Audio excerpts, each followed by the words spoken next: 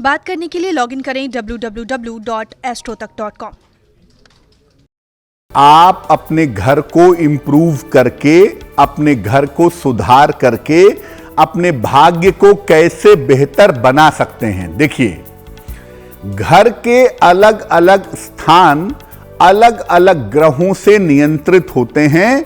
अलग अलग स्थानों पर अलग अलग ग्रहों का प्रभाव होता है। घर के इन विशेष स्थानों को ठीक रख करके आप अपने ग्रहों को ठीक रख सकते हैं, ठीक कर सकते हैं। साथ ही साथ आप अपने भाग्य को बेहतर बना सकते हैं। यानी घर का जो स्थान आपका सबसे बेहतर होगा, उस स्थान का जो ग्रह होगा वो आपके जीवन में मजबूत होगा और उसकी वजह से आपका भाग्य बेहतर होगा। इन स्थानों को बेहतर करके आप अपनी कुंडली के खराब ग्रहों को भी सुधार सकते हैं।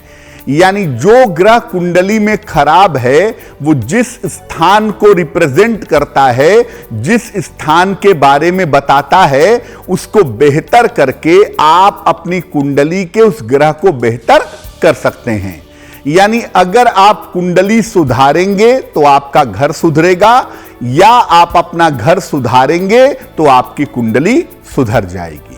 देखिए, जैसा आपको पहले बताया कि घर का जो अलग अलग इलाका है, घर का जो अलग अलग एरिया है, वो अलग अलग ग्रहों से संबंध रखता है। अगर हम घर के मुख्य द्वार की बात करें, मेन डोर की बात करें, तो घर के मुख्य द्वार से घर में खुशियां भी आती हैं और समस्याएं भी आती हैं, क्योंकि वही एंट्री पॉइंट है। इसको ठीक करके आप अपने घर में खुशियों के आने का रास्ता ठीक कर सकते हैं। घर के मुख्य द्वार को ठीक करके आप अपने घर में खुशियां ला सकते हैं। क्या करेंगे? घर के मुख्य द्वार को हमेशा साफ सुथरा आपको रखना चाहिए और घर के मुख्य द्वार पर पर्याप्त रोशनी की व्यवस्था होनी चाहिए, पर्याप्त लाइटिंग होनी चाहिए। घर के मुख्य द्वार पर पर्याप्त रोशनी आपको रखनी चाहिए। घर के मुख्य द्वार पर एक नेम प्लेट भी आपको लगाना चाहिए और ये नेम प्लेट काले रंग की नहीं होगी। मुख्य द्वार पर शनिवार को अगर आप दीपक जलाते हैं, शनिवार की शाम को अपने मेन डोर पर एक सरसों का तेल का दीपक जलाते हैं, तो यह विशेष शुभ होता है। तो देखिए, घर के मुख्य द्वार को अगर आप बेहतर रखेंगे, साफ सुथरा रखेंगे, बहुत अच्छी तरह से रखेंगे, तो आपकी कुंडली का जो सबसे प्रमुख प्लैनेट है, जिसे हम सूर्य कहते हैं, वो ऑटोमेटिकली बेहतर होना शुरू हो जाएगा। तो सूर्य बहुत ज्यादा इंपॉर्टेंट होता है, घर के मुख्य द्वार से कनेक्टेड होता है। इसीलिए अगर कुंडली में सूर्य गड़बड़ है तो आप अपने घर के मुख्य द्वार को बेहतर बनाने का प्रयास जरूर करिएगा। देखिए, अगर आप अपने पूरे घर को बेहतर करना चाहते हैं, पूरे घर को दुरुस्त करना चाहते हैं, तो 2-3 बातें मैं बताता हूं। उनको करने से आप अपने पूरे घर को बहुत अच्छा और बहुत बेहतर बना पाएंगे। एक बात तो यह है कि सप्ताह में एक दिन घर के सारे लोग मिल करके एक साथ पूजा जरूर करें।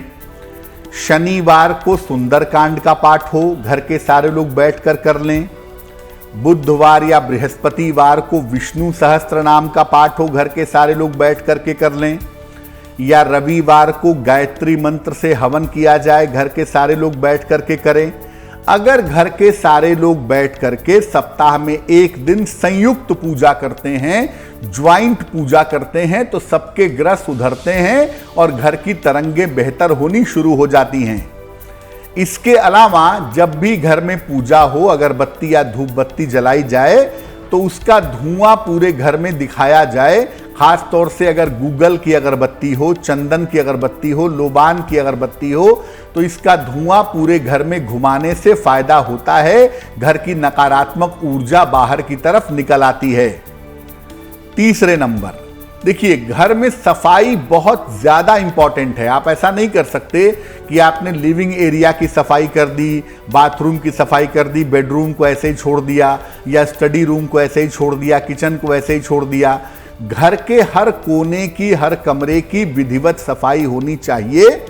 वैसे तो रोज सफाई करिए और महीने में एक बार थॉरो सफाई, अच्छी तरीके से सफाई करिए, तो घर के कोने कोने में जो निगेटिव एनर्जी इकट्ठा हो जाती है वो वहां से निकलेगी और घर का माहौल भी बेहतर होगा, घर के दोष भी बेहतर होंगे और घर की स्थितियां अच्छी हो जाएंगी।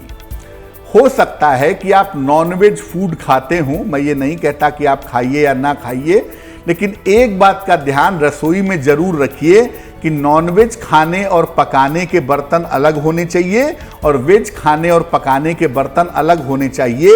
ये एक अंतर अगर आप रखेंगे या रखेंगी तो उससे भी घर की पवित्रता बनी रहेगी।